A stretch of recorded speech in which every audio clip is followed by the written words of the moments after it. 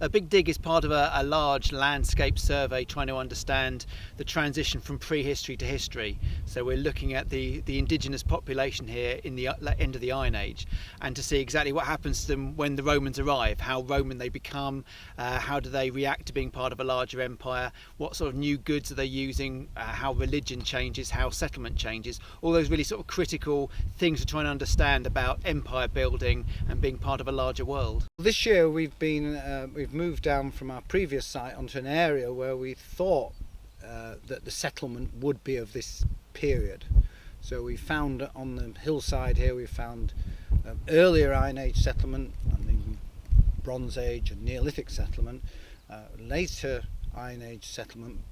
going up to about 100 BC. We also found later Roman occupation. We found a small Roman villa that dates to the 3rd century AD, but this crucial period of interaction and transformation is the one period we've actually been missing. So we've come down to this area where we could see from our geophysical surveys that there were lots of settlement activity and lots of roundhouses, and we're trying to plug that gap in our